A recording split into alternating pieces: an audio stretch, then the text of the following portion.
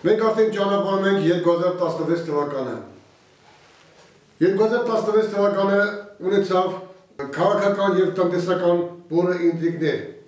ունեցան նվաճումներ եւ բաստողումներ։ Հայոց աշխարհը եւ հայոց ազգը հիասթափված, հուսալքված ճգնում էր սոցիալական անարդարությունից։ Մենք տեսնում ենք, թե ինչպես արունաբուտ շտամին ագրեսիա ձեռնարկեց եւ ոտնձգություն, անօրինական ոտնձգություն կազմակերպեց եւ հարձակվեց հայոց բանակի վրա, Լեռնային Ղարաբաղի պաշտպանության բանակի դիրքերը։ Եվ մենք տեսանք ապրիլյան պատերազմին կորցրեցինք 100-ից ավել հայրենիներ, քաջ հայրենիներ,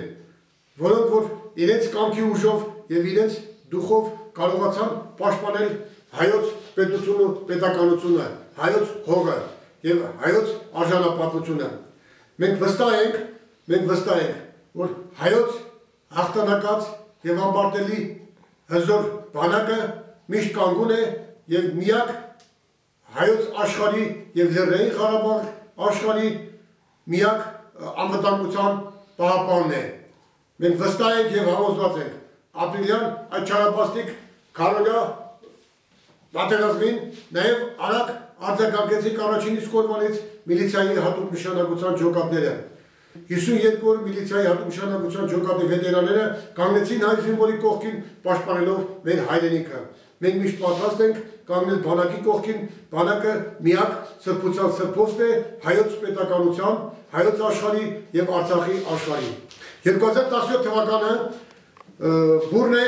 մեծ զարգացումներով, որովհետեւ ունենք համապետական ընտրություն, Հայաստան աշխարհը իր մաքուր, արդար, ժողովրդավարական ընտրություններով մարդու իրավունքների եւ ինքնազատությունները պաշտպանելով կարողանա արդար կատարել ընտրություն։ Եվ այդ ընտրությունից է կապված Հայաստանի դերն ու նշանակությունը եւ Հայաստանի տեղն ու դիրքը ամբողջ աշխարհում։ Ես շնորհավորում եմ հայոց բանակում կանգնած այսօր արթուն պահապան մեր հայոց զավակներին, հայոց բանակի զինվորներին։ Ես գլուխ եմ խոնարհում եւ փառք մեր ազգային, մեր հայոց հերոսներին, ովքեր որ զոհվեցին կյանք չխանարելով եւ ապրիլյան պատերազմին եւ այս վերջի Շամշադինի կողմից դիվերսիայի կապակցությամբ զոհերին։ Ես գլուխ եմ խոնարհում նրանց շիրիմների առջև եւ նրանց ծնողներին շնորհավորում եմ ամենօրի Սուրբ Ծնունդի կապակցությամբ եւ նրանք թող իմանան հպարտ քայլեն, որ ունեցել են հզոր եւ հայրենասեր եւ հերոս զավակներ, որոնք որ իրենց կյանքը չխնայեցին եւ նվիրեցին հայոց պետության ու պետականությանը պաշտպանելով հայոց սահմանները։ Նրանք դարան անմահ ուշ հիշատակ, նրանց անունը ոսկե տարերով գրվեց Արցախի եւ Հայաստանի Հանրապետության պատմության էջերում։ Ես շնորհավորում եմ հայ ժողովրդին, շնորհավորում եմ հայոց սահմանին կանգնած հայոց զինվորին, շնորհավորում եմ ամբողջ հայ ժողովրդին ամանորի եւ Սուրբ Ծնունդի կապակցությամբ։ Ցանկանում եմ առողջություն, հաջողություն,